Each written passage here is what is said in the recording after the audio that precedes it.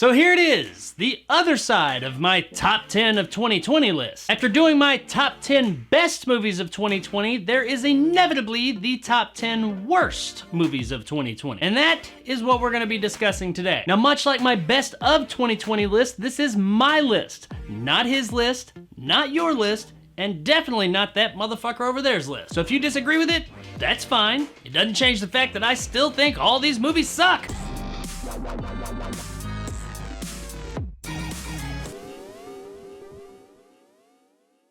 The top 10 worst movies of 2020. Or would it be bottom 10? Whatever, you know what I mean. Now, as I said with my best of list, this year I watched 123 movies that came out in 2020. And while I didn't review every single one of those movies, I did review 112 of those movies. So the vast majority of the movies that I saw that came out in 2020, I reviewed last year. And the fact of the matter is, there weren't as many dumpster fires in this year of the dumpster fire that you would think that there would have been. Now, I mean, there were a lot of movies that were just kind of like, yeah, it's okay, or but true dumpster fires, movies that should go on a worst of list, there weren't as many to pick from as the best. But fear not, I was able to find enough of them. Now, I didn't see every single movie that came out in 2020, so if there's a movie that's not on this list that you thought was just an absolute pile of dog shit, and how could I have possibly not put that on the list, chances are I just didn't see it. Now, my last video, I had about 5 honorable mentions that I wanted to talk about. There was actually a whole lot more movies I wanted to mention that I had a really good time with last year, but I limited it to just those 5 that I talked about. But on the worst of side of things, I didn't really have any honorable mentions to throw in there. There were some that were disappointing, but none that were so bad that I feel like including them in an honorable mention section of the worst movies of 2020. Once again, I didn't see everything, and I'm looking at you, Antebellum. I hadn't seen it, but I've heard about you. So, with no honorable mentions to speak of, let's jump right in with number 10.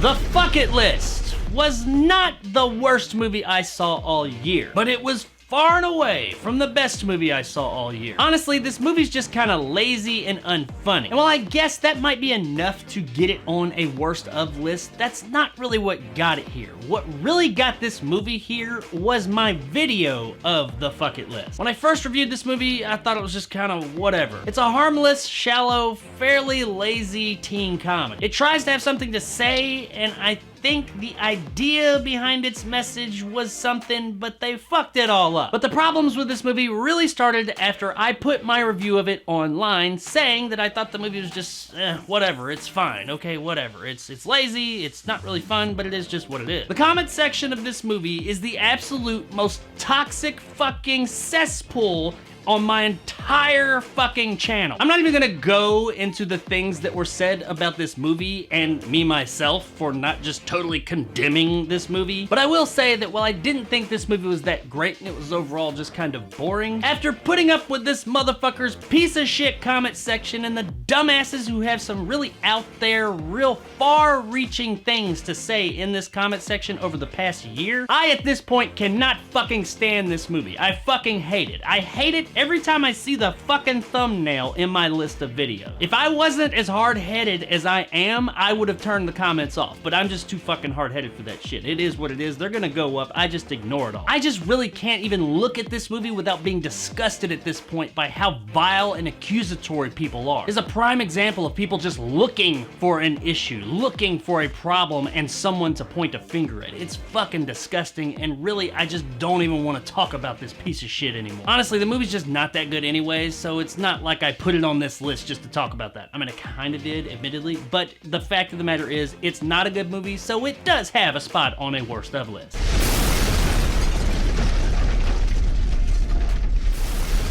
Blackwater Abyss is the only movie on this list that I do not have a review on my channel for. And the reason for that is when I saw this movie, I had every intention of reviewing it, but after seeing it, I had absolutely no motivation whatsoever to talk about this fucking movie. It starts out okay. I mean, we got this young group of 20-somethings like spelunking into a cave, and they get trapped underwater in this like underwater lake kind of thing, and there's a crocodile in there trying to kill them all. Could be a good time, kind of like The Descent with crocodiles. styles, right? And to a degree, the movie is. Up to about the halfway point, I wasn't having just the best time of my life, but it was at least okay. And then it really starts to go downhill, especially closer to the end of the movie. The movie just goes fucking stupid all of a sudden. The entire ending of this movie is just really bad. How they end up where they end up is kind of dumb on its own, but when they get there, it just becomes this totally predictable shit show of a mess. Now, this ending's so bad that it took this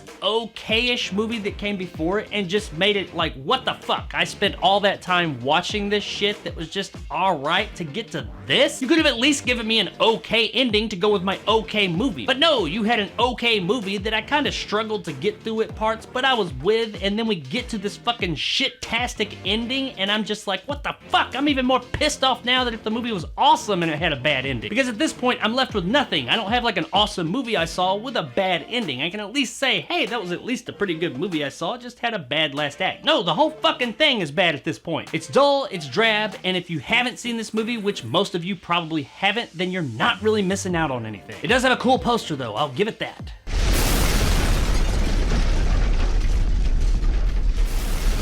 A Fire in the Cold Season is one of the most drawn out bore fests I saw all fucking year. I really tried to like this movie because it did have some things going for it. Like the performances in this movie for the most part are actually pretty good. And even the story's not bad, it's just stretched way out beyond what it should be. It's like a 45-minute movie stretched out to about 2 hours or however the fuck long this movie. This shit could have been 3 fucking hours because it felt like it. It's the boredom that totally tanks this movie. Everything else about it's not that bad. The story, like I said, is okay. The performances are actually pretty good. The movie looks overall pretty good. But oh, fuck, it is so boring. It just goes on and on and on, and you're just waiting and just begging for anything to happen, and it just never does. By the time we get to the end and a little bit of something happens, it is so exciting that you feel like you've popped out of a fucking coma, and you're just so excited just to see something happen. But even that something's just not quite enough to save this movie from its boredom or from being on a top 10 worst of the year list.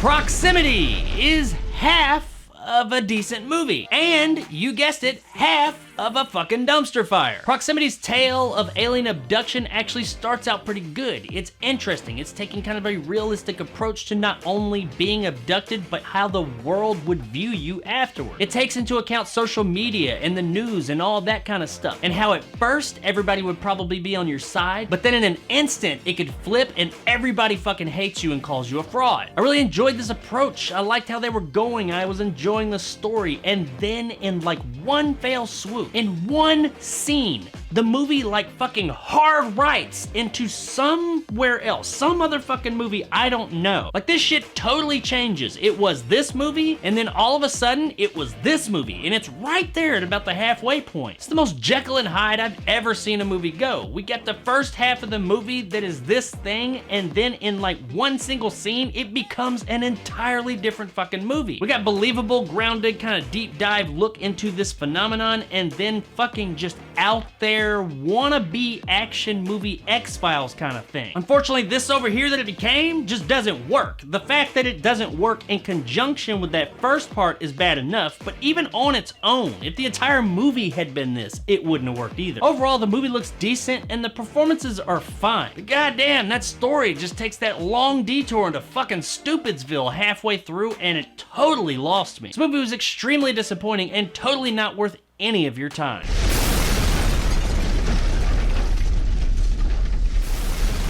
They reach for an interesting, intriguing story, but that is not what the fuck they grabbed. They Reach was sold as like this Stranger Things supernatural throwback film, but that is not in the slightest what this is. Do not believe the marketing. You have been lied to. They Reach is an indie supernatural horror film that was reaching for greatness and absolutely missed that shit. Yeah, I'm leaning hard into the whole reaching for things thing. There's not much that this movie really gets right. The acting, for the most part, is all subpar and just overall bad. bad. The story has plot holes galore and just isn't really that interesting, and the special effects are pushed well beyond the limits of what this film was capable of. The movie does nail the look of the time period it was going for, I will give it that, but beyond that, there's not a whole lot this movie gets right. Add to that the movie overall is just kind of nonsensical, boring, and not scary in the slightest, and you have another entry on the worst of 2020 list. Kudos to that marketing department though. Whoever put that shit together, you sold the fuck out of this piece of shit. So job well done there.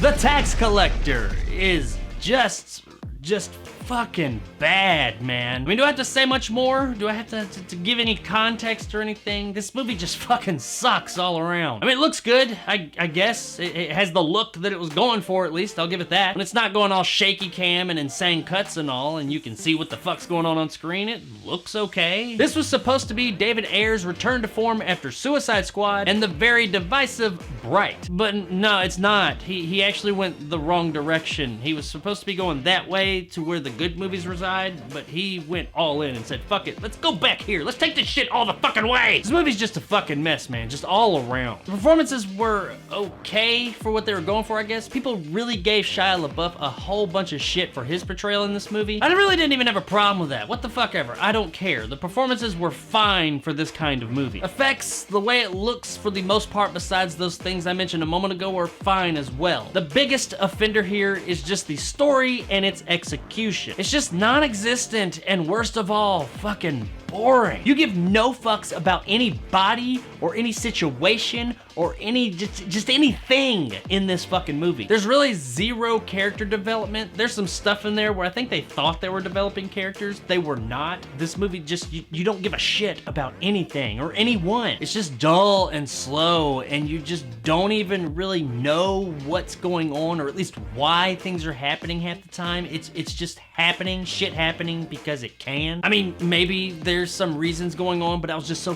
fucking bored out of my mind, I didn't catch a couple of story beats that were actually there. But that ain't my fault, man. Your movie was so fucking boring, I couldn't stay focused on it. This movie just sucks so bad, and I was really kind of looking forward to it. But no, David Ayer, man, I was on board with you with those last two. You got me once, you got me twice. Now you got me a motherfucking third time. You will not get me a fourth time. I also want to throw in there real quick that this movie was so bad and I was so distressed about this fucking dumpster fire that when I made the review, this is one of the few reviews I made where I left a glaring mistake in the end of the video with the poster. I didn't take it out when it was supposed to be there. It shows up in a spot when I'm doing the rating that it's not supposed to be there. I'm usually fairly meticulous in checking up on my videos before I render them and post them online. But this one, when I realized that right before I uploaded it, oh shit, I made a mistake right there. Any other time, I would have gone back and removed that mistake, re-rendered it, and re-uploaded it. With this hunk of shit, I just didn't give a fuck. I was like, fuck it, I don't care, whatever, it is what it is. That's how much this fucking movie sucked. It lowered my artistic integrity as a whole that day.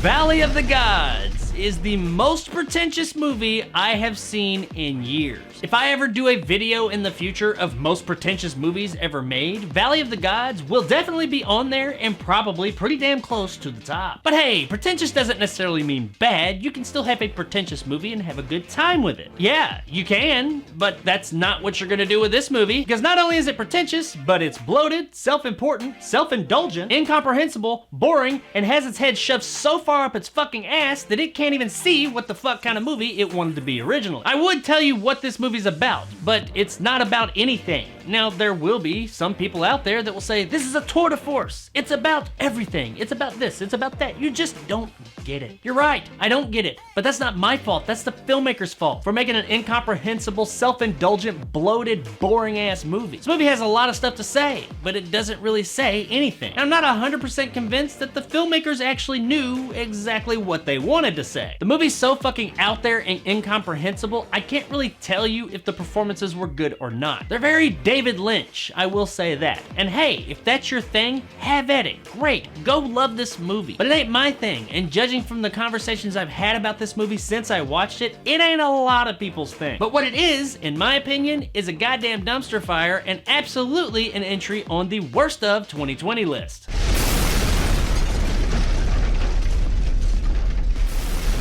Capone was supposed to be a really good movie, but guess what? It's not. Not only is it not a good movie, it is a fucking terrible movie. Much like David Ayer with The Tax Collector, Capone was supposed to be a return to form for director Josh Trank after the disaster that was The Fantastic Four. Also, like director David Ayer and The Tax Collector, Capone was not a good movie made by Josh Trank. This movie's just like so bad all around that all I can think is that Trank was trolling all of Hollywood with it. How do you take a real life character like Al Capone and tell a story about a part of his life that could be interesting that not many people know about, with such a great actor like Tom Hardy and all the other fantastic actors that were in this movie, and fuck it up so bad? They went beyond fucking it up. This movie is almost an unintentional comedy, it's so bad. Hardy's performance is off the fucking rails here. We're dealing with Tom Hardy's Al Capone farting and shitting himself through the vast majority of this runtime. And yeah, I know that kind of thing happens with people when they have these diseases late in life, but the movie really like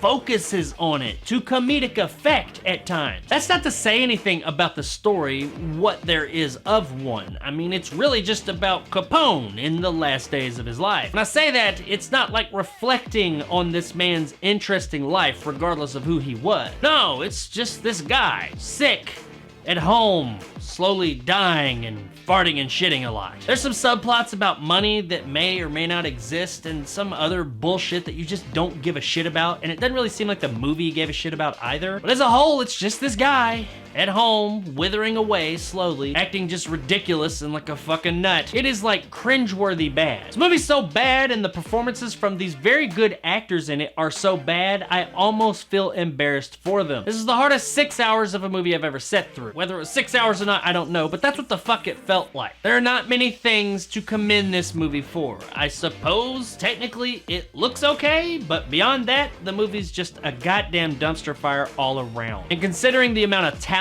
that was behind and in front of the camera, it's just kind of mind-boggling that they were able to make such a bad movie. Fuck, Trank, you had to like try to fuck this movie up. But hey, if that is what you were going for, you absolutely excelled at something here.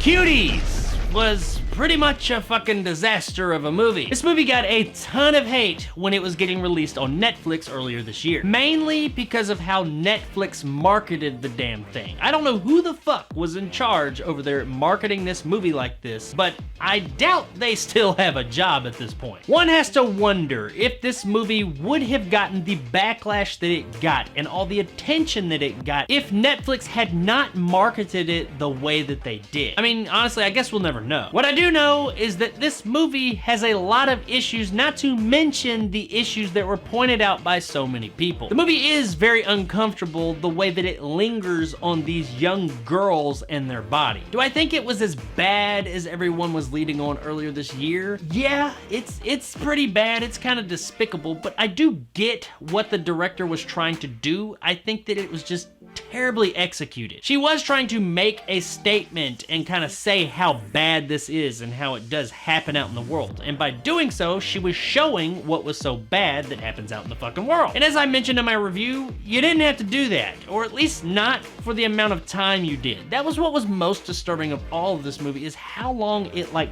lingered on these young girls. It just didn't like over-sexualize them really quick or anything. No, it spent a long time lingering on them. And I get that the filmmaker was trying to make us uncomfortable, and in that regard, mission accomplished. And while I can't appreciate what the filmmaker was trying to say, as I mentioned, I think it was just done disastrously. There were other ways you could have done this just as effectively. More effectively, in fact, because in doing it this way, you lost your message 100% to the vast majority of the world. Now, while that part of the movie was bad enough, you also have everything else in the movie to contend with. Mainly the execution of of the movie as a whole. It's just kind of boring and drawn out. And when it comes to the entertainment side of this film, that is a cardinal sin. You have made a boring ass movie at this point. The movie does have relatively good performances from its young cast and everyone else involved, but that's really about all it's got. The fact that it is so boring from pretty much beginning to end, matched with the fact that while yeah, you may have been saying something that was fairly noble, what you ended up doing was committing the same thing that you were trying to speak out against. And it was just a fucking disaster. And this movie did make me feel more uncomfortable than pretty much any other movie this year. Honestly, probably beyond this year. This movie had some really uncomfortable scenes that I could have gone without ever seeing. It's nothing like really graphic, it's more the implication and how long the filmmakers decided to linger on things. I felt kind of dirty watching this movie for the amount of time they lingered on these girls and the things they did. And it's not just the dancing. There's other shit they do in this movie that's not really that wholesome, that regardless if it's realistic or not, I don't need a movie to linger on preteen girls and that kind of stuff. If it weren't for this channel and doing a review, I probably wouldn't have even finished this movie. Overall, the movie was one of the biggest misfires of 2020 and absolutely why it gained a spot on the top 10 worst of 2020. So here it goes, the number one worst movie of 2020. There were a lot of movies that came out this year, but what was the absolute worst of the worst? What movie was worse than Capone and Cuties? Oh, I got one for you. And not only is this movie bad, but it is far and away the worst movie of this year. When it came to the top 2 spots of the best of 2020, I had a hard time figuring out which one I was gonna put where. I really wrestled with that for quite a while. When it came to the top spot for the worst of 2020, I have known for quite some time what movie was going to go here. So what movie is that bad, you ask? Well, let's find out. Look at number 1.